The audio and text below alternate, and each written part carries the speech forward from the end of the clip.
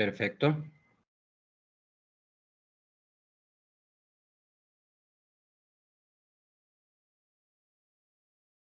Cerremos la transcripción. Bueno, Álvaro y Paula, mucho gusto, muy buenas noches y gracias por estar aquí en esta segunda web conference. A las personas que vayan ingresando, hoy voy a hacer también igual que en la oportunidad pasada, muy puntual. Voy a tratar los temas de manera puntual. Principalmente lo que es la actividad que se acabó de entregar, se va a entregar, ya también se acabó de abrir y se va a entregar. Que sería me confirman, la segunda actividad de intermedia y también la tercera actividad intermedia, hay que estar muy pendientes. Entonces voy a compartir aquí la presentación.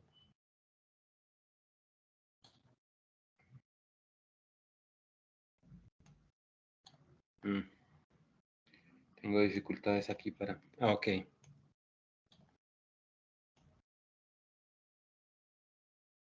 Perfecto, entonces acabo de iniciar una actividad que finaliza el 1 de noviembre, que tiene que ver con estructurar el informe sobre las lecturas planteadas por la guía de actividades. Y vamos a mirar entonces y revisar rápidamente la rúbrica de esa actividad. Dice, el grupo realiza la lectura del artículo planteado, obviamente, que tiene que ver con el proceso de globalización y los retos del desarrollo humano y la política. La política exterior, obviamente.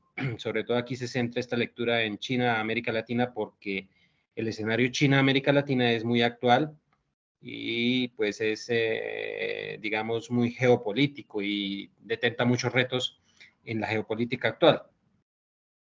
Entonces aquí se deben responder unas preguntitas que tienen que ver con qué es la globalización, unos argumentos con sus propias palabras, cuáles son los efectos de esa globalización a nivel mundo. También hay que contestar qué es el desarrollo humano y cuál es la situación actual del desarrollo humano a escala mundial. Hay que contestar, de acuerdo con la lectura del índice de desarrollo humano ya de 2020, que es pues el índice de desarrollo humano está actualizado para 2023, pero digamos aquí con la fuente de 2020 que trae el curso en su último proceso de acreditación, pues se decidió dejarlo de esa forma para tener seguridad sobre si la fuente que consulta es disponible o no. En ese orden de ideas, entonces, por eso se pregunta sobre el índice de desarrollo humano 2020, que de todas formas es una cita relativamente reciente. Y se necesita contestar también sobre esta lectura, cómo ha sido la relación geopolítica de China con América Latina. Como les digo, es algo muy actual. Y a partir del informe de desarrollo humano, entonces hay que estructurar un pequeño escrito, que es crear una especie de argumentación para un modelo de desarrollo humano basado en lo sostenible, en la naturaleza, porque está muy en boga ese concepto y tiene que ver con muchos elementos de la globalización, y entonces para ello hay que consultar la fuente del PNUD de 2020 también, que es el informe de desarrollo humano de ese momento. Entonces, es básicamente eso, construir ese escrito con esos argumentos y con las fuentes de consulta que están ahí disponibles digamos, en la guía y en la unidad correspondiente, unidad 2. Entonces hay que tener presente que todo está, digamos, disponible ahí en las unidades 1, 2 y 3 como fuentes de consulta. Y ya la tarea, esa tarea 2, digamos, corrijo, estaba diciendo que era la segunda intermedia. Sí, es la segunda intermedia, pero no es la última, es la última intermedia, obviamente, que es para entregar en 1 de noviembre. La penúltima intermedia, perdón. Y hay una tarea 3, que es la última intermedia, que es para entregar hacia el 22 de noviembre, más o menos. Entonces, tiene un escenario parecido, que es estructurar un informe escrito en Word a partir de las fuentes de la guía. No tengo aquí la guía, pero entonces es más o menos la misma lógica. En ese orden de ideas, estas dos actividades, pues tienen que ver con estructurar informe escrito, es decir, argumentar, es decir, plasmar las ideas argumentadas en un informe sobre lo que se ha leído, básicamente. Entonces, no es mucho más complicado que eso. No tiene que ver, pues, nada con realizar ningún recurso audiovisual, como fue en la primera actividad, en la segunda actividad, perdón, la primera intermedia. Entonces, es relativamente, pues, más académico el escenario. Bien, entonces, en ese orden de ideas, vamos a centrarnos en la temática que tiene que ver con la definición de globalización, porque la globalización ya es la segunda parte sobre lo que trata el problema digamos, de la geopolítica. Ya en la primera web conference nos referimos mucho a los conceptos básicos de la geopolítica, la historia, los principales aportantes, los desarrollos, como el contexto histórico que se hizo. Entonces, en este escenario sí nos vamos a centrar en lo que es básicamente la globalización, y luego pasaremos a hablar del desarrollo humano y algunos contextos también de eso, de lo que significa medir el desarrollo humano por parte de lo que es las Naciones Unidas. Y entonces la actividad, pues, tiene que ver con esas preguntas. Hablando entonces ya del tema en particular, geopolítica y globalización. Entonces, hay que entender que la globalización, pues, es una consecuencia de las relaciones entre países, las relaciones políticas entre países. Aquí traemos a colación una definición del Fondo Monetario Internacional sobre globalización, y dice el Fondo Monetario que la globalización implica una mayor interdependencia entre países, y esa interdependencia es económica, básicamente. Puede ser social, puede ser cultural, pero es básicamente una interdependencia económica, porque el primer escenario o el primer acercamiento de la globalización es la problemática económica. Ya lo sabemos los economistas que las relaciones económicas en los procesos de producción, distribución y consumo de bienes y servicios es el problema central de estudio de la economía. Y aquí la globalización es simplemente una ampliación de los mercados saliéndose de la órbita meramente local y subregional a una órbita más macrorregional y global. Entonces, las relaciones entre las relaciones, digamos, de producción, de las relaciones capitalistas de producción, esas categorías que los clásicos identificaron como las relaciones entre los factores de producción, entre los escenarios de oferta y demanda, el establecimiento de mercados, simplemente en la globalización son esos mismos escenarios que se identificaron allá en Europa, en la Revolución Industrial, luego en el siglo XX, y simplemente la globalización es esa amplitud y esa ampliación de esos procesos, de esas relaciones económicas de producción de las categorías a nivel mundial. Y la OCDE también la define como una economía mundial. Salir de una economía individual y pasar a una economía mundial. Entonces son como las formas de ver la globalización, pero básicamente es lo mismo. Partimos de las ideas de la economía clásica. La globalización es eso, la transnacionalización de las relaciones económicas de producción, de las relaciones económicas de los componentes, de los factores, de las categorías, de los procesos. Entonces, esa globalización tiene un impacto en las relaciones de los países. Y por eso la geopolítica, que es una ciencia que retrotrae y que se argumenta y se alimenta de esos elementos de la economía, pues trata la globalización como un problema un poco más complejo, allanándola no simplemente como relaciones económicas de los procesos productivos, sino como relaciones económicas, sociales, políticas entre países, entre grupos humanos. Y ya esa globalización está bien caracterizada y bien formalizada en los tiempos actuales, porque ya llevamos más de 40 o 50 años de procesos de globalización y de internacionalización de la economía. Entonces, la internacionalización de la economía, que inicia después de la Segunda Guerra Mundial, se aceleró luego al inicio de la época de los años 2000, pero ya venía con fuerza desde la última década de los años del siglo XX. Entonces, desde 1990 hacia 1997, año 2000, año 2008, ya los procesos de globalización económica se habían profundizado. ¿Y qué significó esa globalización económica y esa profundización? Entonces hubo unas fases, esas fases son muy claras, y yo pues traigo a colación aquí las fases que en economía conocimos por allá en los años 90, como por ejemplo la fase de internacionalización de las economías, cuando las economías capitalistas medianas y de países emergentes y en vía de desarrollo estaban surgiendo y se estaban integrando, y se estaban adicionando y adhiriendo a los procesos de internacionalización del capital mundial. ¿Y el capital mundial de dónde provenía? De los países desarrollados. Y era la internacionalización del sistema capitalista en una tercera fase o una tercera ola, como la llamaron por ahí algunos analistas sobre las nuevas fases de la revolución industrial. Ya no fue la primera ni la segunda revolución industrial, sino una tercera fase de globalización de los procesos productivos. Entonces es el capital internacional financiero el que abarca las nuevas relaciones geopolíticas.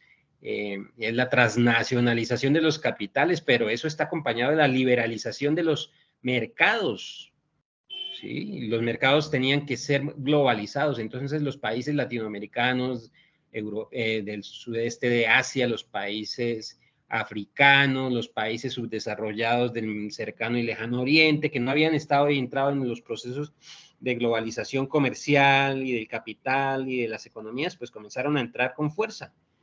Colombia vivió lo que se llamó la apertura económica en la época entre 1990 y 1998, 2000, 2008, con procesos de profundización de su flexibilización de su comercio internacional, es decir, cuando Colombia acepta que el mercado mundial tiene que ingresar al país y Colombia tiene que aceptar que tiene que internacionalizar su mercado mundial también de procesos de producción de bienes y servicios. Entonces, vienen los procesos de internacionalización de comercio, todo el auge de importaciones y exportaciones y relaciones comerciales de estos países, desde Colombia, pasando por México, Brasil, Argentina, Chile, Ecuador, etcétera, todo el auge del proceso de crecimiento del comercio mundial de estos países frente a las potencias, Estados Unidos y Europa, y Japón, y Corea del Sur, y el papel de China como país emergente, que es un país netamente con una economía netamente exportadora. Y entonces, esa es, digamos, la fase final de esa globalización de tercera ola de la cual todavía se sienten sus consecuencias. Entonces, Colombia vivió la apertura económica en los años 90 del siglo pasado con lo que se conoció como la famosa apertura económica y la flexibilización de la economía y la redistribución y la reorganización del Estado colombiano después de que se instituyó la Constitución del 91. ¿Y eso qué significa? Que Colombia va a tener más comercio internacional con los demás países y con las potencias. ¿Cuáles? Reitero, Estados Unidos, Europa, Japón, Corea del Sur y China. Y otros países potencias emergentes, como India, como Irlanda, como Brasil, como México incluso, países del sudeste asiático, los tigres asiáticos o dragones asiáticos, como lo son países emergentes ya industrializados, Singapur, Malasia, Taiwán, bueno, estos países del sudeste asiático que son eso, los tigres asiáticos, entre ellos pues Corea del Sur. Y el papel de China, reitero, el papel de China. Entonces vienen las olas de comercio mundial, mayor compra de bienes tecnológicos provenientes de estos países y nosotros nos consolidamos como países que venden o que vendemos pues materias primas y commodities basados en las materias primas que son de primerísima importancia en el mercado mundial como carbón, petróleo, bienes de origen agropecuario, agroindustrial, pero sobre todo materias primas. Entonces esa es como la fase, como el escenario de globalización, que tiene una base económica. Y entonces ya la geopolítica lo que termina hablando es lo siguiente, que esa globalización económica genera unos beneficios y unas consecuencias buenas y malas, unos beneficios y unas consecuencias, digamos, no tan buenas a nivel del mundo, a nivel de los países que se involucran en esta globalización. Entonces hay unos beneficios de la globalización que tiene que ver sobre todo con el aprovechamiento de las grandes economías de escala, disminución de los precios de los bienes de consumo masivo, mercados en donde se vende más barato, más disponibilidad de muchos productos, como es, por ejemplo, el caso de los productos tecnológicos. Entonces, mucha tecnología en el mercado mundial, muchos celulares, muchas tecnologías de última generación en las TICs, mucha novedad, muchas nuevas patentes, muchas innovaciones tecnológicas, etcétera. Entonces, sí es un beneficio. Muchos nuevos escenarios y desarrollos amplísimos de los sistemas de transporte, de los sistemas energéticos, innovación en los sistemas energéticos, en la industria, en las energías alternativas, productos alternativos, etcétera. Y eso pues sí aumenta la riqueza de la globalidad y los países involucrados en estos procesos. Obvio que sí, es obvio, eso no tiene discusión, pero genera también unas externalidades o consecuencias no tan positivas. Entonces, eso es lo que se menciona, por ejemplo, en la teoría de la dependencia de los economistas de la dependencia por allá de los años 70 y 80 del siglo pasado, entre ellos economistas importantes de Brasil, de Perú, de Argentina, de Chile, que hablaban, y de México, que hablaban de la teoría de la dependencia, en donde siempre había una desigualdad entre países centro y países periferia. Y entonces los países centro siempre nos venderían tecnología, patentes, cambio técnico, innovación, y los países periferia, que éramos nosotros, los países latinos, los países tercermundistas siempre íbamos a aceptar, quiera o no, esa tecnología en condiciones de desventaja del comercio mundial, porque solo podíamos venderles a cambio pues materias primas y commodities con unos términos de intercambio pues no tan ventajosos. Pero sí, la geopolítica y la globalización están relacionadas a partir de ese concepto macroeconómico, ese concepto que tiene que ver con el comercio mundial.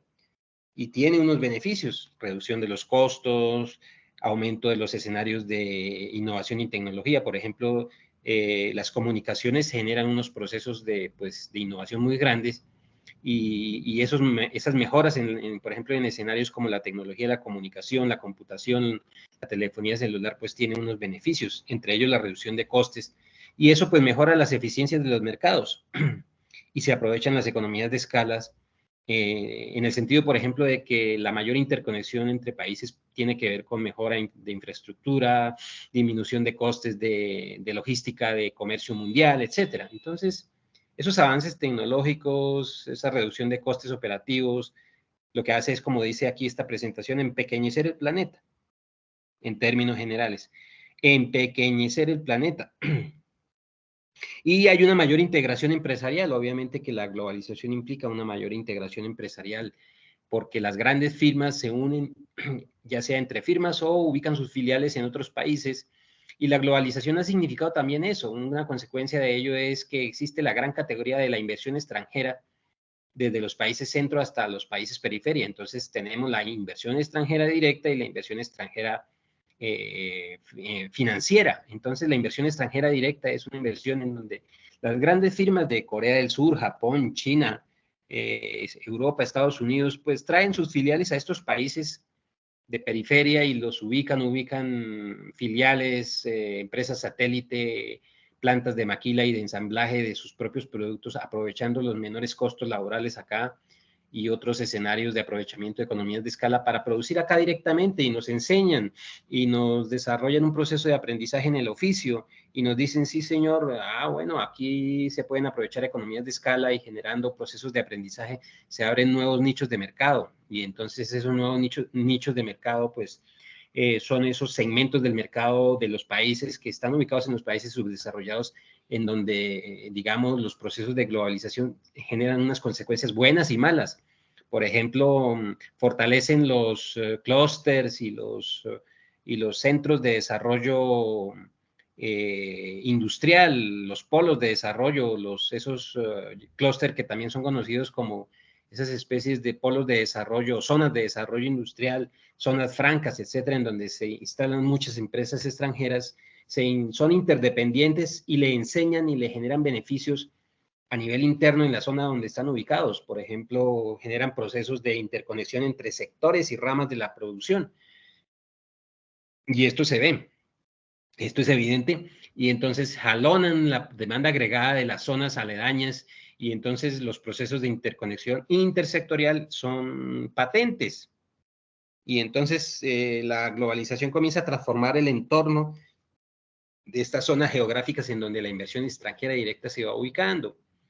Pero también está la inversión financiera, entonces la internacionalización de los procesos de los capitales mundiales, entonces el capital excedente chino, los dólares excedentes que sobran de la China, de los bancos chinos que buscan dónde ubicarse y rentar, entonces vienen los capitales extranjeros, hacen inversiones acá, vienen los capitales de China, vienen los capitales de Corea del Sur, vienen los capitales del sudeste asiático, del lejano oriente, vienen los capitales europeos y tratan de buscar cómo maximizar sus beneficios y ocuparse y aprovechar procesos de inversión, y entonces el sistema financiero mundial se globaliza. y entonces ya las economías emergentes se endeudan frente a esos capitales, se endeudan en moneda extranjera, y entonces aumenta la deuda privada externa por ejemplo, de las empresas colombianas. Los bancos colombianos se interconectan con los bancos extranjeros, etcétera, etcétera. Entonces eso es un proceso complejo, pero que estos capitales internacionales sirven para apalancar los procesos de industrialización y sostenerlos financieramente en el tiempo en estas regiones, que están aceptando la inversión extranjera directa y financiera. Entonces, digamos como que esas son esas consecuencias, pero también hay unas razones técnicas de la globalización. Esa globalización, como digo, que es meramente económica, que terminará siendo una globalización cultural, ¿no? Entonces, razones técnicas, pues claro que sí, las tecnologías siempre van a buscar desarrollarse, ubicarse y venderse y realizarse fuera de sus escenarios en donde fueron creadas, generadas. Entonces, las tecnologías siempre buscan, digamos, salir, abarcar lo que se llama economías de aglomeración, los clústeres a los que hacemos referencia. Entonces, por ejemplo, la tecnología de las telecomunicaciones, del mundo de las TICs, las tecnologías de la comunicación celular, de los nuevos equipos de comunicación, etcétera, pues no se van a quedar en un solo sitio y siempre van a abarcar, digamos, y siempre las consecuencias de adoptar nuevas tecnologías implican que se seguirán adoptando nuevas tecnologías y es un proceso imparable. Es decir, si las empresas hacen su tránsito hacia un proceso de automatización y de incorporación de tecnologías de punta en sus procesos productivos, pues siempre vamos a estar profundizando esos procesos de acomodación y de adaptación y adopción de nuevas tecnologías cada vez más. Y eso es globalización. Y entonces hay un comercio entre zonas industriales, lo que se llama comercio intraindustrial. Entonces, las zonas francas de Colombia se comunicarán con las zonas francas de México y se comunicarán con las zonas francas del sudeste asiático, de los puertos de Corea, de los puertos de Japón, de los puertos de China y de la India. Entonces, ese es el asunto con el comercio intraindustrial o, digamos, esas relaciones económicas en los procesos de globalización. Pero eso, claro, que trae unas buenas consecuencias. Entonces, cada vez las adopciones de tecnología son más veloces en los países. El comercio mundial se va a realizar con más eficiencia. La logística del comercio mundial permitirá realizar comercio con más velocidad, a diferencia de como se hacía hace 20, 30, 40, 50, 60 años, en donde la comunicación internacional, el comercio, las rutas marítimas, aéreas, etcétera, pues eran más lentas. Entonces, eso es, digamos, una consecuencia y hay unas razones técnicas también por eso. Entonces, se acelera el proceso técnico, el progreso técnico, y eso es imparable. Eso es, digamos, una consecuencia que podría ser positiva. Ahora bien, también hay una deslocalización productiva, es decir, lo que les venía hablando de la inversión extranjera directa. Entonces, las filiales son un modus operandi de las grandes empresas. El gran ejemplo ha sido que yo siempre traigo a colaciones Coca-Cola, la gran empresa mundial, que siempre ubica sus filiales productivas, sus plantas de producción fuera de su país de origen, Estados Unidos, generando pues unas consecuencias y unos beneficios, ¿no? En las zonas donde opera, entonces generando progreso, interconexión entre sectores, empleabilidad, inversión en planta, jalonando otros sectores. En Colombia sabemos que, por ejemplo, el hecho de que cada ciudad tenga, casi cada ciudad capital tenga una planta de Coca-Cola implica que allí se jalonan procesos económicos, entonces se jalona el transporte, los servicios, se jalona, digamos, el comercio, se crean pues otras externalidades. Y pues eso implica y genera pues también ingresos adicionales a las zonas, genera más recursos y el mismo Estado, el mismo gobierno local, regional y nacional se termina beneficiando. Entonces, ese es un ejemplo. Coca-Cola Company es un ejemplo de los primeros escenarios de globalización. Y entonces, pues, hablamos de franquicias, derechos de propiedad, derechos de autor, plantas de producción, etcétera. Y también, pues, el desarrollo de los polos industriales. Lo que son los polos industriales, pues son ciudades y conjuntos geográficos en donde las plantas industriales generan como una especie de, o se convierten en una especie de organismo interconectado con el resto de los sectores. Las zonas francas son un ejemplo de eso, ¿no? Las zonas francas se ha convertido en como especie de sus ciudadelas industriales. Y esas ciudadelas industriales están interconectadas entre sí, entonces se venden entre sí, se prestan entre sí servicios. Entonces, en un clúster industrial, en una zona franca, entonces las empresas manufactureras le compran servicios a las empresas tecnológicas que están allí ubicadas, a las empresas de materias primas que están allí ubicadas, a las comercializadoras, y se relacionan con la ciudad en donde están ubicadas o con la zona geográfica donde está ubicada. Entonces, esto claro que sí tiene que ver con las razones explicativas de la globalización. Esto de la desmaterialización de la producción y la empresa, pues tiene que ver con la innovación y con la irrupción de las nuevas tecnologías, ¿no? Pero tiene que ver también con el desarrollo, pues, como ya lo decía, de estas franquicias, el outsourcing, es decir, la intercomunicación en los procesos de tercerización. Entonces, también tiene que ver como, o está relacionado esto con una nueva esquemática de producción o de integración. Bien, prosiguiendo aquí entonces con esta temática, aquí se me vuelve lento la presentación y discúlpenme. Prosiguiendo aquí con esta temática, entonces, disculpen que no sé qué pasa acá.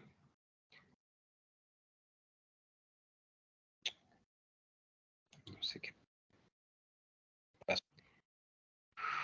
A ver, me saca de la presentación, listo ya. Me saca de la presentación acá, listo. Bien, entonces, prosiguiendo con la temática, entonces tenemos que hay unas razones explicativas de lo que es la globalización. Y entonces hay unas razones también ideológicas, pero esas razones ideológicas son muy subjetivas porque la fuente de la globalización realmente es objetiva. Pero sí se habla desde que inicia la revolución industrial, ya pues se había identificado un proceso global, ¿no? Pero yo diría que razones ideológicas como tal no existen, porque es que el móvil de la globalización es el comercio mundial. Y el mismo Adam Smith y David Ricardo y los clásicos de la economía, Stuart Mill, el mismo Marx, todos ellos hablaron de razones muy objetivas de la globalización, de la transnacionalización de los capitales,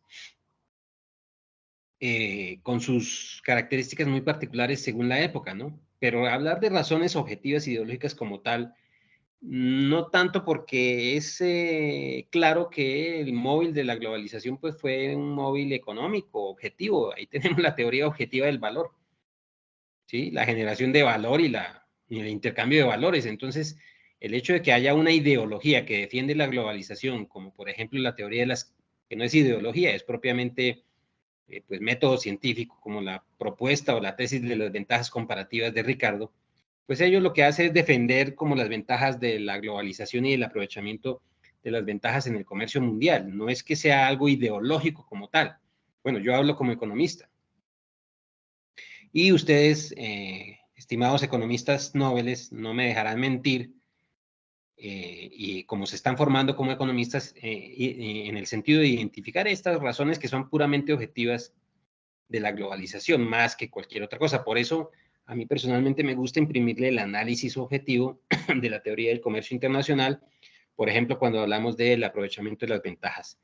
En el comercio mundial, acuérdense de la tesis de las ventajas comparativas de Ricardo, las ventajas naturales, las ventajas relativas, en donde se terminaba concluyendo que para cada país es más ventajoso dedicarse a promover el comercio mundial y producir lo que le genera menores costos en los sectores que le generen menores costos y comprar más bien en el exterior los productos de industrias que son muy costosas de operar o serían muy costosos de operar en nuestro territorio. Entonces, para Colombia es, y siempre será, más ventajoso producir los bienes y servicios, los productos agrícolas, etcétera, que generen menores costos por ventajas naturales como la tierra, la capacidad productiva del medio geográfico, la abundancia de mano de obra, etcétera, etcétera. en lugar de ponernos a dedicar a producir, por ejemplo, tecnología, ya que no tenemos ventajas comparativas ni absolutas ni relativas en ese escenario. Entonces, eso es como un argumento netamente objetivo, ¿no? Más que ideológico, que se puede demostrar en cuanto se hace el análisis de las ventajas comparativas como tesis. Claro que sí, sí hay un nuevo marco de la globalización, como les decía, ya en la última fase del siglo pasado viene la nueva globalización. Acuérdense que en los años 50, 60, 70 y parte de los 80 existió lo que se conoció como la URSS, la Unión de Repúblicas Socialistas Soviéticas y el bloque socialista, que era Europa Central y algunos países que habían optado por defender el modelo económico socialista de planificación centralizada. Entonces, ¿qué significa? Planificación centralizada, que el gobierno regula mucho la economía. La Unión Soviética y los países de Europa del Este eran países con una economía muy regulada por el Estado, con poca apertura hacia el comercio mundial, incluido China en esa época, en los años 70, con poca apertura al comercio mundial, con una economía más bien autárquica que operaba hacia el mercado interno y no hacia los mercados externos. Y entonces viene la crisis de estos países y a finales de los años 80 la URSS termina dando un vuelco a su modelo económico y aperturando las economías de sus países y terminando con la Unión Soviética y convirtiéndose en lo que hoy es Rusia y los países de Europa del Este ya con economías liberalizadas. Y China, aunque no termina con su modelo socialista propiamente dicho, lo que hace es darle una orientación más exportadora y más relacionada con el resto del mundo en cuanto a procesos de profundización del capitalismo y de la libre empresa a nivel interno. Entonces, China sigue siendo un país que se dice ser país comunista, pero realmente tiene una economía capitalista orientada al mercado mundial y se convierte ya después de los años 70 en este vuelco y en esta transformación que se le dio en el gobierno chino a la economía orientada a la exportación y entonces por eso se volvió una potencia emergente después de los años 90 y hacia las dos primeras décadas de este siglo XXI que llevamos. Y entonces ahí hay un cambio importante que hay que tener en cuenta. Ese cambio importante que hay que tener en cuenta pues marca la diferencia de épocas, ¿no? Marca la diferencia de épocas o de ciclos y de geopolítica. Entonces la geopolítica hablaba en los años 50 del siglo pasado, 60 del siglo pasado, 70 del siglo pasado, de una geopolítica en donde se enfrentaban Estados Unidos y Europa Occidental, el bloque capitalista versus o en contra del bloque comunista. ¿Recuerdan el bloque comunista? El bloque comunista liderado por la URSS, o sea, esa unión de repúblicas socialistas soviéticas aliadas con China, Corea del Norte y Cuba, Cuba comunista, etcétera, etcétera, Nicaragua, etcétera, pero que era un enfrentamiento entre dos modelos económicos, el bloque socialista versus el bloque capitalista. Cuando se termina esto de la Unión Soviética y todos los países terminan volviéndose capitalistas, pues ya la geopolítica es una geopolítica de la multipolaridad, no de la bipolaridad, sino de la multipolaridad. Quiere decir que se enfrentan muchos países potencia que quieren ganar en el comercio mundial, no es más, eso no es complicado entenderlo. Pero sí hay una característica muy puntual en esta última fase de globalización que es la revolución tecnológica, desde los años 90 hacia adelante. Entonces, todas las tecnologías que hemos venido mencionando, las TICs, tecnologías en las comunicaciones, en la telefonía celular, en los aparatos tecnológicos, en la tecnología satelital, todo esto de la revolución de las TICs, de las nuevas tecnologías de la computación, pues tiene unas consecuencias en donde hay nuevos países actores como lo son Corea del Sur y China, la India incluso y Brasil, que generan tecnologías, que generan servicios y sigue pues la participación de Estados Unidos y Europa, principalmente Alemania, y algunos países nórdicos, etcétera, que se centran su potencialidad productiva de tecnología. Entonces, sí hay un nuevo marco de la globalización, claro que sí. ¿Sí? Entonces, a partir de la producción y revolución tecnológica. Entonces, ese nuevo marco está basado en esa nueva revolución industrial de última generación. ¿Sí? Y eso, pues, obviamente afecta la estructuración de los sectores económicos en los países. En Colombia, por ejemplo, ya con la revolución tecnológica que nos viene inundando en los últimos años con esa globalización, pues obviamente, pues los sectores productores de tecnología, comercializadores de tecnología, Obviamente esos sectores son todo lo que tiene que ver con tecnología, el sector servicios, terciario, pues son los sectores más importantes en la economía. Y pues obviamente no hay ciudad de Latinoamérica, de Europa, del mundo emergente en donde no haya un sector muy activo, muy boyante de venta de tecnología o de comercialización de tecnología o de producción de tecnología. Entonces esto sí cambia, digamos, la estructura sectorial de los países. Es, digamos, algo como una transformación relativamente histórica que se está dando. Y con el advenimiento de estos nuevos países y nuevas potencias, India, China, Brasil y los BRICS, así llamados, los Brasil, Rusia, India, China, aunque Rusia no es gran productor de tecnología, pero sí es productor de ciertos escenarios tecnológicos como la tecnología militar, más que todo. En cambio, China, Corea del Sur y otros países sí aplican la tecnología y su producción al consumo masivo, pero Rusia sigue jugando un papel importante ahora como productor de petróleo, como potencia armamentista y digamos como un bloque multipolar muy importante que le hace como contrapeso al bloque occidental. Eso se ve en la guerra, en la actual guerra de Ucrania y en el papel que está jugando China frente al problema del Medio Oriente, por ejemplo, con esta guerra que se está viviendo actualmente allá en Israel, que se dicen y que de la cual se habla mucho de la influencia de Rusia e Irán en estas células terroristas que están atacando al país Israel.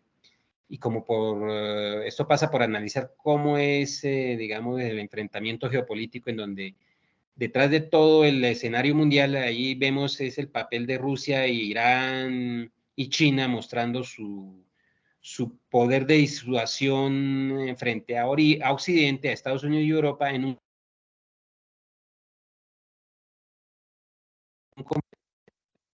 teatro de enfrentamiento en donde las grandes potencias se alinean con una u otra facción. Entonces, Occidente alineado con la facción de Israel, con el Estado de Israel y todas las potencias, China, Rusia, India y Corea del Norte alineadas pues con estas células terroristas palestinas y países incluso árabes que están como en el otro lado. Entonces, esto tiene que ver también con problemas económicos, pero también con problemas de poder político.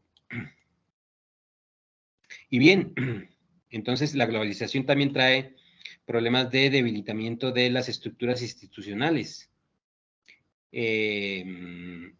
Bueno, pero esto tiene que ver con el poder de las empresas privadas, es decir, ¿cuál es el papel del sector privado en la globalización? Pues muy amplio, muy amplio. Entonces, alguien decía por ahí que la globalización es un escenario en donde los países terminan sometiéndose a las condiciones de las grandes empresas mundiales. Sí, es una forma, digamos, de verlo.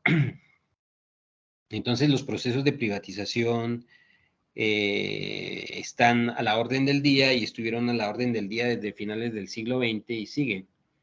Aunque con esta nueva tendencia de los gobiernos de tendencia o de corte relativamente estatista y socialista en Latinoamérica, como Venezuela, incluso Colombia con el nuevo gobierno, un poco Bolivia, un poco México, un poco Chile y un poco Argentina, pues es como un contrapeso a esa tendencia a la flexibilización, a la disminución del papel del Estado en las economías.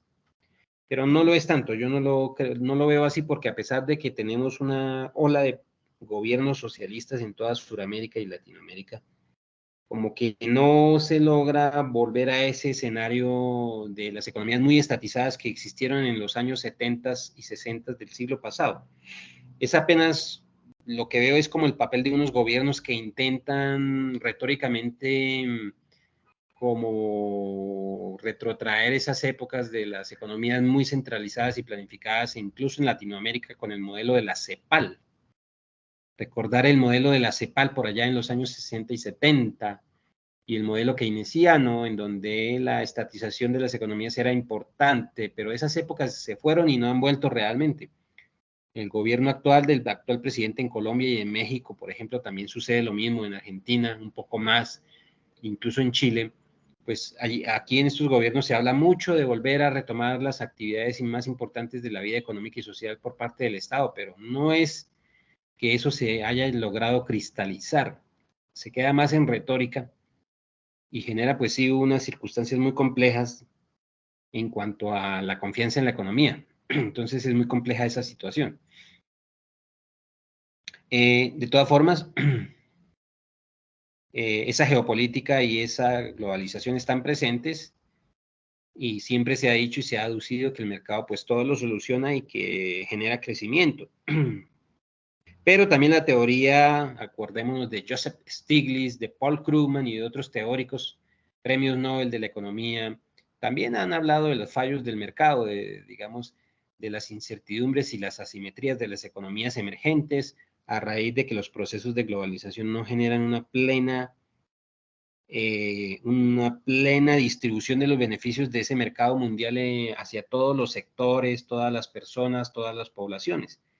Entonces ya recordaremos los argumentos de Stiglitz, un poco en contra la globalización asimétrica y denunciando y delatando como las consecuencias no tan beneficiosas de la globalización.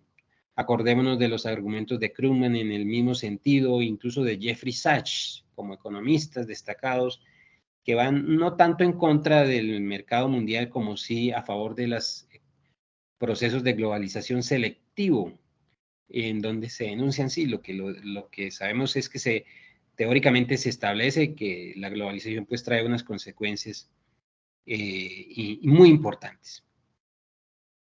Y eso pues está relatado y se ve, digamos, en la competencia mundial.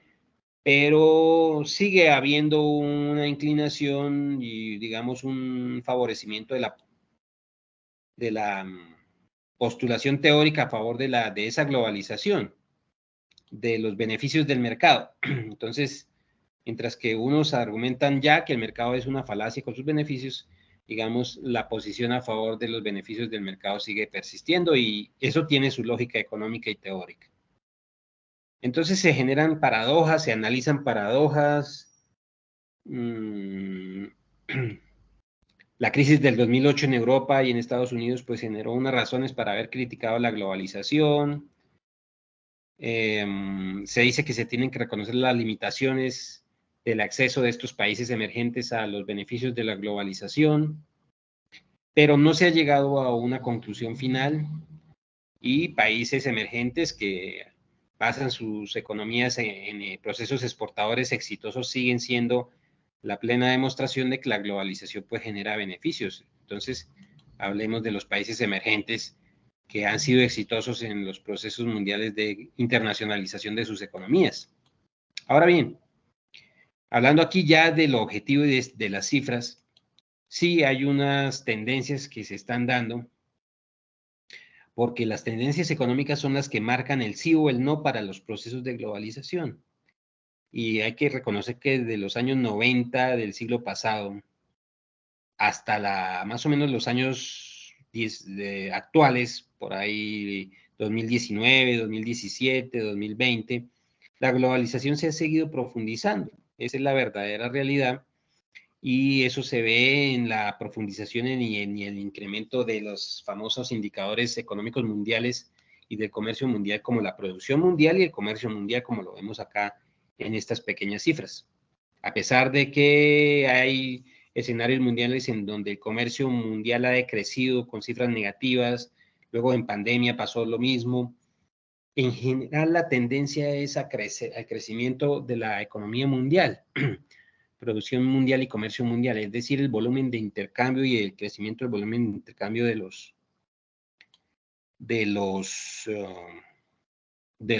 digamos, el comportamiento creciente de estas variables macroeconómicas globales. Entonces, esto genera unas problemáticas que ya tienen que ver con la geopolítica y la globalización.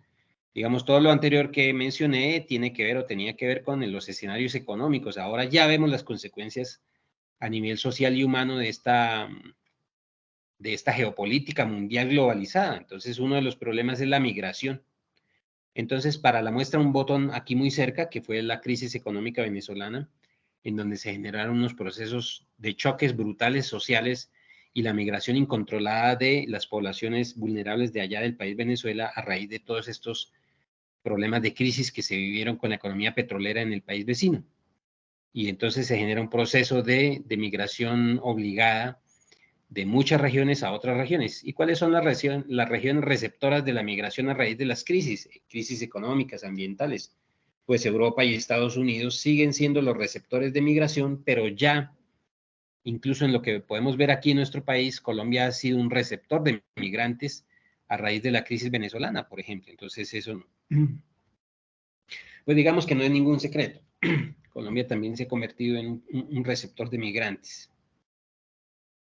Y hasta 2019, incluso 2020, el proceso se venía profundizando, pero en 2023 y en pandemia no se detuvo. Y en el mundo se profundizan y agudizan estos problemas de migración. Entonces, eso significa, y eso el trasfondo de ello, o eso se convierte y se lee como el progreso para algunos y la marginalización para otros a raíz de las consecuencias de la globalización. Y pues se impulsa estas problemáticas, ¿no? Las consecuencias, lo que se llaman externalidades negativas de la globalización. Y pues obviamente la marginalización es una forma de verlo, el empobrecimiento de muchas poblaciones humanas a raíz de los procesos migratorios, por ejemplo.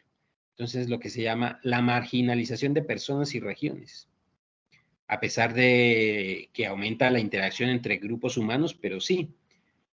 Allá mismo en Israel, en donde se está sucediendo el conflicto, siempre se ha visto que una de las causas del choque de los pobladores de la Franja de Gaza versus el Estado de Israel ha sido la marginalización de la población palestina frente a los territorios ocupados por los israelitas.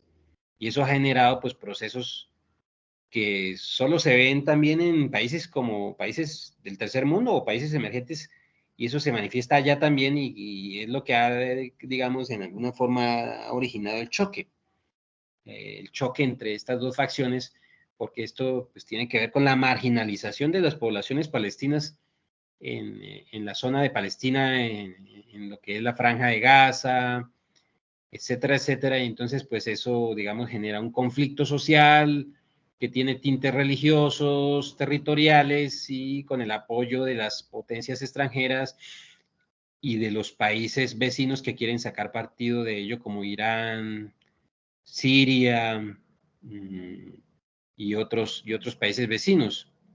Entonces, esta es la problemática que pues, muchos identifican claramente como el origen de todo este conflicto que se está dando. Entonces, la marginalización es una forma de verlo, ¿no? Aquí vemos en esta presentación, en este slide, algunos elementos de la teoría del modelo centro-periferia al que hacía yo, pues, referencia. Países centro, países periferia, una eterna dinámica.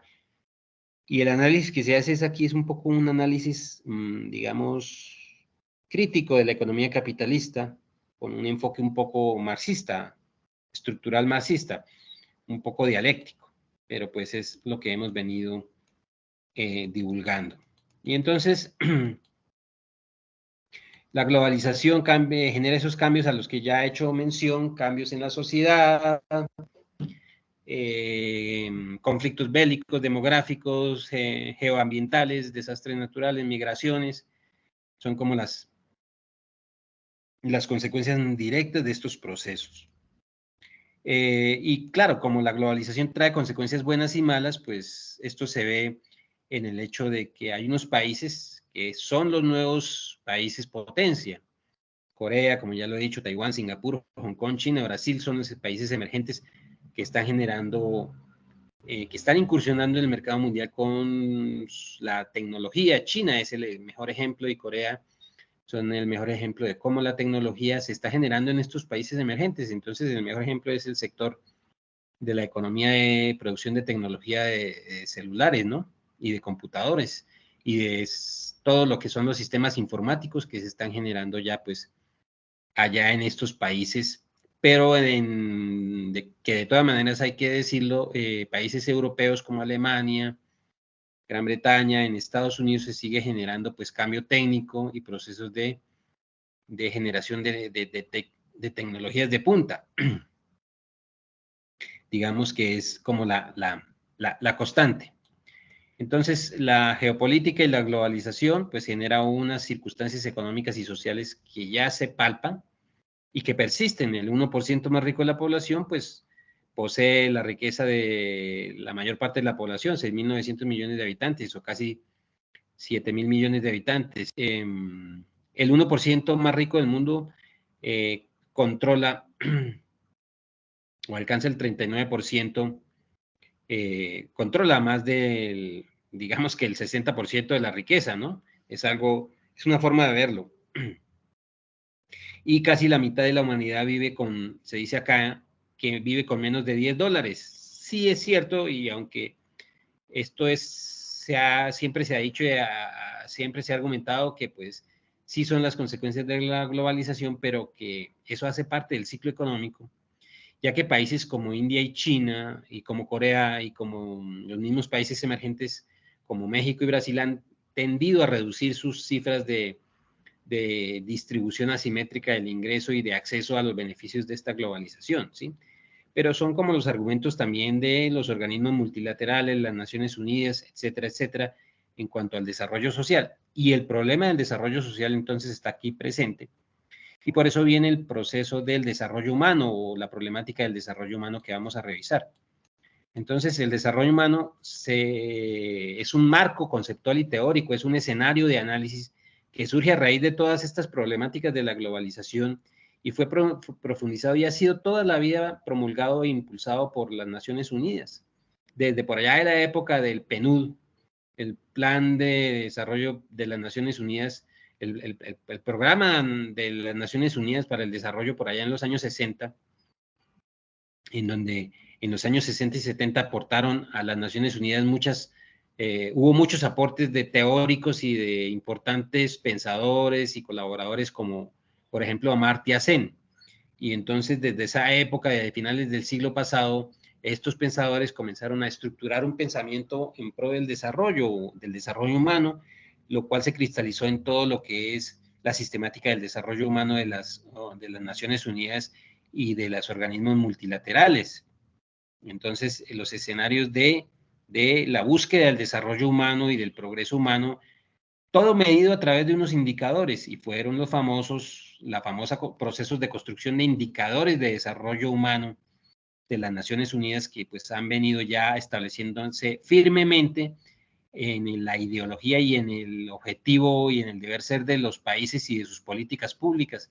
Entonces, los objetivos de desarrollo del milenio están presentes y las agendas 2019, 2030, 2040, qué sé yo, están muy presentes en objetivos de desarrollo humano ya en casi todos los países que aceptan esta visión multilateral de los grandes organismos de desarrollo, y entonces son como parámetros que se aceptan.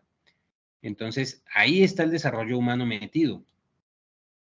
Y es un conjunto de conceptos de cómo ver el desarrollo humano y social al margen de todos estos, o dentro de todos estos procesos de globalización y de consecuencias de esta globalización internacional.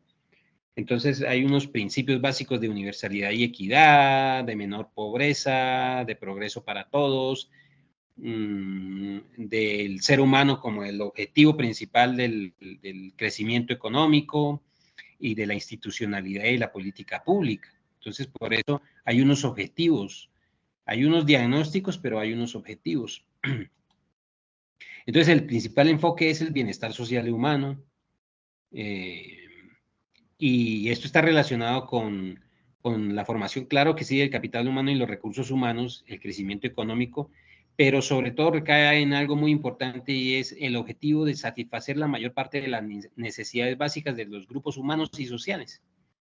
Entonces, todo lo que es el bienestar humano medido en acceso a servicios básicos urbanos, educación, desarrollo personal, desarrollo educativo, bienestar humano, material, acceso a agua potable, a comunicaciones, a vivienda, a condiciones dignas mínimas en el desarrollo, en el enfoque del desarrollo humano, pues es la consecuencia de esto, porque como ya se ha dicho, la globalización genera desigualdades y asimetrías, y no todo el desarrollo no todo se desarrolla en el beneficio material de la globalización. Entonces, digamos que estos organismos multilaterales como las Naciones Unidas se proponen parametrizar los objetivos de política pública de muchos países para que estos se vayan incorporando en la óptica y en la visión y en los objetivos de desarrollo humano. Y principalmente, pues como ya lo decía, esto se ve cristalizado, por ejemplo, teóricamente y conceptualmente en los objetivos de desarrollo del milenio, los planes para el desarrollo social de las Naciones Unidas, toda la política propuesta por las Naciones Unidas que tiene que ver con inclusión, crecimiento económico, crecimiento, por ejemplo, de la disminución de las brechas de género, la inclusión de la mujer en los procesos de desarrollo humano, el crecimiento social y humano en cuanto a la capacitación y el acceso a servicios básicos, etcétera. Entonces, esto es, digamos, la consecuencia directa. Entonces, el PNUD, como les decía, el Programa de las Naciones Unidas para el Desarrollo, que ya venía desde muchos años atrás, se fortaleció a finales del siglo pasado y hoy en día es como un punto de referencia.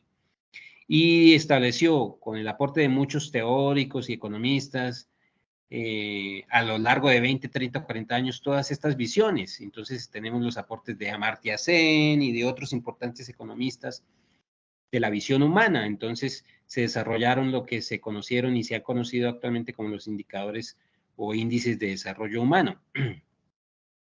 Entonces el famoso IDH es un indicador de eso. ¿Y qué es el índice de desarrollo humano? Un estándar para medir cómo los países o en qué nivel están los países en cuanto a o a dónde ha llegado en cada país en cuanto a eso, a estándares de vida generados para su población. Entonces, un índice es como un punto de referencia y existen índices para la macroeconomía, para la innovación, para la internacionalización y también existen entonces índices para el desarrollo humano. Y entonces surgen los famosos informes sobre desarrollo humano de las Naciones Unidas, del cual el curso de Geopolítica y Desarrollo Humano utiliza en sus fuentes de consulta, y por eso esta actividad que se va a entregar ya muy pronto, también ahorita en noviembre, que acabo de iniciar, tiene que entregar una percepción y análisis sobre el PNUD, sobre el Índice de Desarrollo Humano, tiene que consultar el informe del 2020 sobre desarrollo humano, es por eso.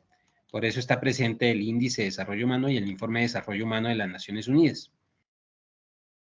Entonces, Amartya Sen y Hull Hack fueron los principales aportadores y constructores de todos estos elementos analíticos del desarrollo humano.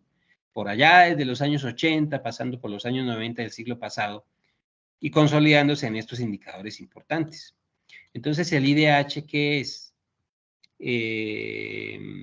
Es un índice, todo índice está compuesto por varias partes o varios subíndices, y es la ponderación final de esas varias partes.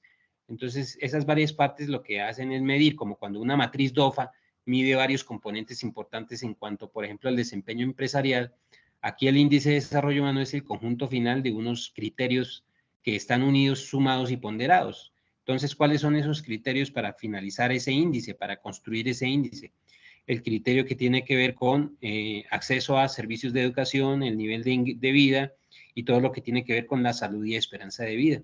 Y esos índices, esos subíndices, tienen otros subcomponentes que se miden numéricamente. Entonces, acceso a la educación, cuáles son, digamos, cuál es la medición o cuál es, digamos, el indicador alcanzado por números o el logro en números en cuanto a factores como acceso a la educación, sistema educativo, expectativa de escolaridad, nivel alcanzado de escolaridad en los países. Y en los otros aspectos lo mismo, en nivel de vida, entonces ingreso per cápita, acceso a inversión, acceso a recreación y satisfacción de las necesidades básicas y primordiales como acueducto, alcantarillado, conexiones de telefonía, conexiones de redes, comunicaciones, servicios de energía eléctrica. Entonces, digamos, todos estos elementos se les mide con un índice, un número cualquiera, que es el resultado de una ponderación final,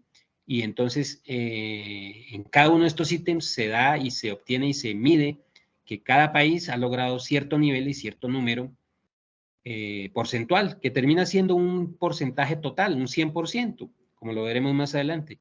salud, por ejemplo, esperanza de vida al nacer, acceso a servicios públicos, acceso a agua potable. Es decir, hay una valoración para cada uno de estos ítems que es ponderada para que al final se termine construyendo el índice completo, el índice de desarrollo humano. Entonces, por eso hablábamos de que es una ponderación que puede estar entre lo muy bajo en las expectativas y lo muy alto en las expectativas. Y pues obviamente, si sabemos de conceptos básicos de estadística, entenderíamos que un nivel alto del índice tendría que llegar a 1 y un nivel bajo del índice tendría que llegar a 0. Entonces, un país como países como Suecia, Dinamarca, Noruega, Finlandia, etcétera, que son países que se destacan por su elevado nivel de vida, pues ellos son países destacados en el escenario en el sentido en que su población ha logrado acceder a altos índices de desarrollo humano por el desarrollo de su economía y de su sociedad y del uso transparente de los recursos, del uso eficiente de los recursos públicos, de la inclusión, de las políticas de inclusión, de no discriminación, de cubrimiento de servicios básicos. Entonces, se mide el índice de desarrollo humano en estos países, un país como Finlandia, por ejemplo, y se dice entonces que Finlandia tiene un índice de desarrollo humano casi cercano a 1, en niveles de 9, 9,5, etcétera. Y entonces por eso es que se toman como puntos de referencia y son eso, indicadores y números ponderados.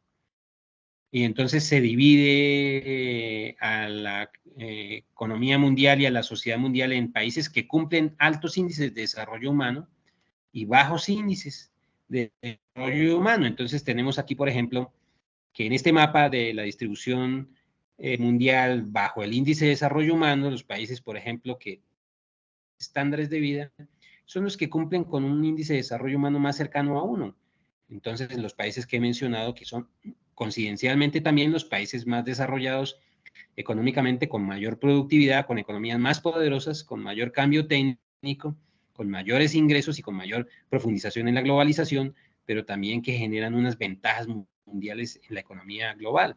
Estados Unidos, Canadá, Europa Atlántica, los países nórdicos, algunos países de la zona petrolera como Arabia Saudita, Australia, China ya en un escenario intermedio y algunos países latinoamericanos que están incursionando con índices de desarrollo humano intermedios, como ubicados en los niveles de 0,5, 0,6, casi cercano a 1, pero ya alejándose de lo que es la órbita de los países con muy bajos niveles, como los países africanos con muy bajos niveles de desarrollo humano, aunque esto también está cambiando, porque ya para el 2023 nos acercamos y vemos y somos conscientes de países africanos que están mejorando sus índices de desarrollo humano, su cobertura, su desarrollo humano y social, sus políticas públicas. Pero Colombia allí lo vemos como un país intermedio en donde se logra ubicar su índice de desarrollo humano en los niveles de 0,6, 0,7, 0,8. Entonces son países con un indicador intermedio, pero los países con altos indicadores pues ya los conocemos. Entonces, digamos que esto es lo atinente a lo que es el índice de desarrollo humano, ya prácticamente para terminar esta exposición. Es algo muy sencillo de entender, el desarrollo humano como una consecuencia directa de la globalización.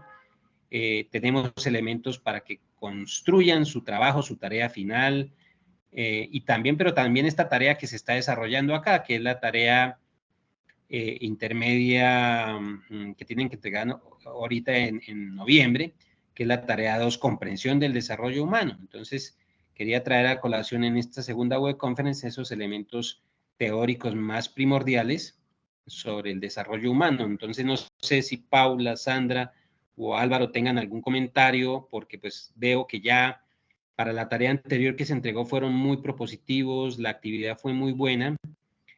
Para esta tarea que acabo de iniciar, pues espero que sea una actividad importante. Ya los foros están comenzando a participar y espero que la construcción de la respuesta a estas preguntas que se plantean y la construcción del informe final, pues sea muy ágil también y ya creo que está más contextualizado el escenario de lo que es la geopolítica y el desarrollo humano. No sé si Paula, Sandra o Álvaro tengan alguna apreciación u opinión al respecto o alguna pregunta.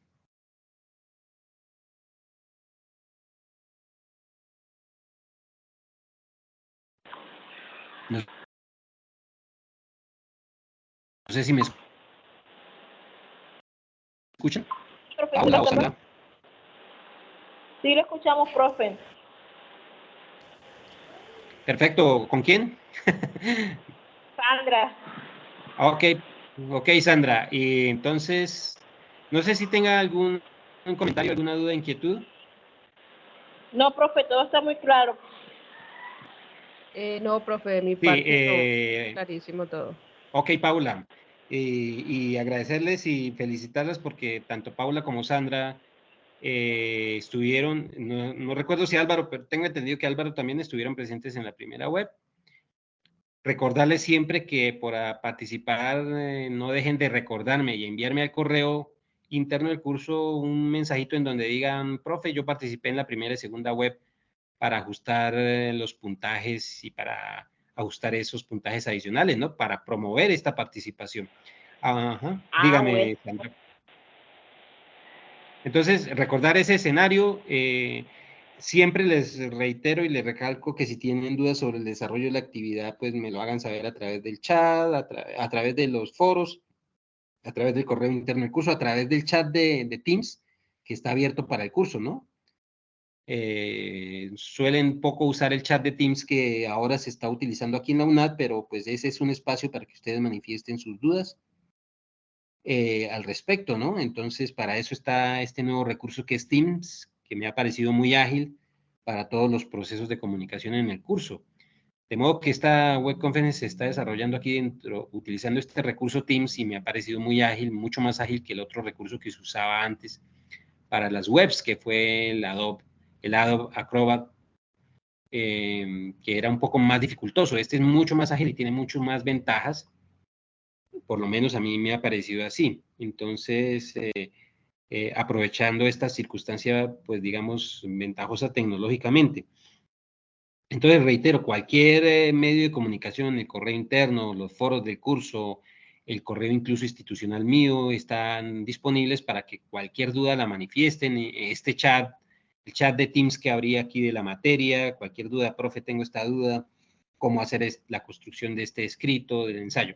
Y quiero invitarlos a la programación. Después, acuérdense que tenemos la actividad emblema insigne de la Facultad de CACEN, de Ciencias Administrativas, Contables, Económicas y de Negocios de la UNAD, dentro del cual está el programa de Economía, la actividad insignia que es el Congreso Prospecta, que inicia la otra semana. Muchos docentes vamos a estar allí en Neiva participando en Prospecta. No sé qué tantos estudiantes se hayan inscrito y vayan a participar al menos de forma virtual o si no de forma presencial allá en Neiva.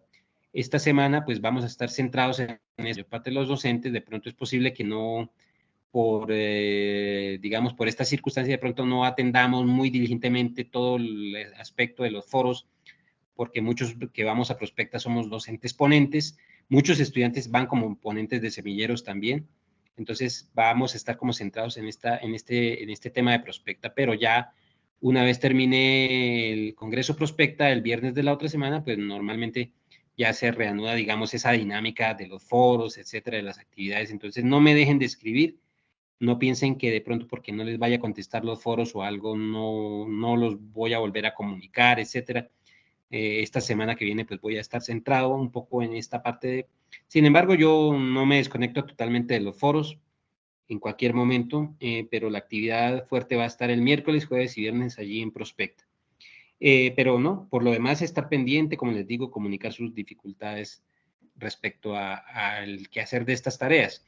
Y después de Prospecta sí les voy a reenviar o enviar a ustedes una invitación para nuestro primer CIPAS, que tiene que ver con el tema de construir ensayos y escritos con fichas de lectura y con temas de, digamos, de construcción de escritos y ensayos cortos para presentar en las actividades del curso de geopolítica. Entonces va a ser un CIPAS al cual los voy a invitar muy pronto, después de Prospecta, que va a ser de 1 hora en donde les voy a dar algunos ítems y elementos y términos de referencia y como tips y como, digamos, criterios para que los estudiantes de geopolítica y de otras materias incluso comiencen a tener en cuenta para cuando van a presentar este tipo de tareas que tienen que ver con construcción de escritos y ensayos, informes cortos sobre temáticas como estas temáticas como las de geopolítica o las de economía colombiana o las de economía latinoamericana, que requieren como de que el estudiante pues tenga algunos lineamientos y bases principales y digamos importantes, muy sencillas pero muy primordiales para tener criterios para construir ensayos. Entonces yo les estaré divulgando esa invitación una vez termine la actividad de prospecta y los estaré invitando a ese CIPAS que voy a realizar. Realmente en el curso no logro así convocar mucha actividad de CIPAS, pero por lo que es un escenario teórico, pero sí esta parte de la construcción de los escritos en este curso teórico de geopolítica y desarrollo humano es importante. Entonces, muy pronto los estaré entonces invitando a ese CIPAS que se va a realizar sobre ese tema. Y acuérdense que ahora ustedes cuando entran a su plataforma virtual encuentran la citación de CIPAS o el CIPAS que el docente esté divulgando ahora, porque ahora pues citamos CIPAS a través de la plataforma virtual del sistema. Entonces el estudiante entra y ve directamente que tiene una convocatoria CIPAS para una fecha determinada. Entonces ahora pues es más fácil y ya a través de este Teams, de esta tecnología Teams, pues es muy fácil entrar porque ustedes como tienen su correo institucional, entonces digamos que quedan directamente interconectados en toda la plataforma y en toda su aula virtual para ingresar directamente a la plataforma a través de la programación de aquí del Teams, aunque yo siempre cuando hago invitaciones de web conference y de CIPAS, pues no me sobra y no me molesta redireccionar los enlaces con la invitación y la publicidad, no es problema, pero pues ahora es muy fácil. Entonces, cordialmente invitados a ese CIPAS que les voy a divulgar en unos días y pues esperarlos a que ingresen a Prospecta y participen y sean al menos partícipes virtuales y se conecten con las conferencias. Si se inscribieron, pues habría sido muy bueno. No sé si Paula, Sandra o Álvaro lograron inscribirse al evento insignia Prospecta, porque pues es una invitación que siempre se reiteró mucho aquí en CACEN, no sé. No sé si se lograron inscribir, ¿qué me dicen? No, de mi parte no, señor, no me inscribí. Lo uno que realmente por el tiempo, Sí. porque digamos, mi horario laboral Ok, en el día es perfecto. bastante extenuante y lo otro, pues, el factor económico también. Ok, Paula, gracias por su sinceridad. Sí, realmente parte de la actividad personal de los estudiantes de la UNAD tiene que ver con sus trabajos personales, sus actividades laborales, sus negocios, sus, digamos, responsabilidades personales y esa es una situación que se presenta. Pero bueno, de todas formas, ustedes son estudiantes del programa de economía y entonces siempre se les extenderá invitaciones a estas actividades, sea este periodo o el otro año. Y también pues por eso yo procuro programar, por ejemplo, los CIPAS y las webs después de los horarios laborales. Y aún así pues uno comprende las dificultades de muchos de ustedes para acceder a estas actividades sincrónicas del programa de economía en la UNAD. Y en los otros programas como administración y contaduría también se presentan esas dificultades de coincidencia y de poder acceder a los eventos sincrónicos como estas web o como los CIPAS. Entonces eso pues es una situación que no deja de presentarse, pero bueno, esperemos que en la medida en que tengamos acceso a mejores tecnologías y a una mejor gestión de la tecnología, pues esas brechas se disminuyan. Bien, bueno, agradecerles a Paula, a Sandra y a Álvaro su asistencia aquí a la web. Esta es la segunda, va a haber una última web también ya en noviembre. Esa última web es sobre el último tema, o sea, la última unidad como tal del curso. Este curso de 3 créditos y con 3 unidades, pues abarca 3 web conference. La última web pues va a ser muy puntual y mucho un poco más breve que estas 2 primeras, porque pues me voy a centrar en los temas que tienen que ver con el desarrollo del informe final. Y a eso, pues, por eso el CIPAS que voy a hacer también va a ser como un complemento a este proceso. Invitarlos entonces a que me recuerden su asistencia a estas actividades siempre a través de un correo. Díganme, profe, escríbanme un correo al correo interno, profe, yo participé en el CIPAS, en la web, para que me asigne los puntos adicionales y yo, pues, con mucho gusto, porque esa es una forma de promover, ¿no?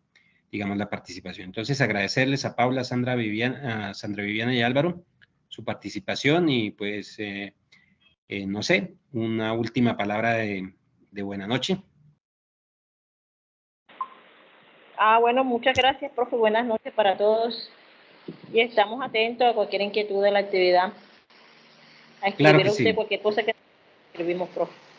Bueno, Paula, Sandra y Sandra, muchas gracias. Y Álvaro, que estuvo por ahí, Profe. pero no lo escuché. Vale, gracias, profe. Muy buenas noches. Bueno, Muchas entonces, muy buena gracias. noche. Voy a dejar de grabar Buenas noches. y procedo, una vez deje de grabar, procedo a salir de la llamada. Entonces, Bueno, muchas gracias. hasta luego.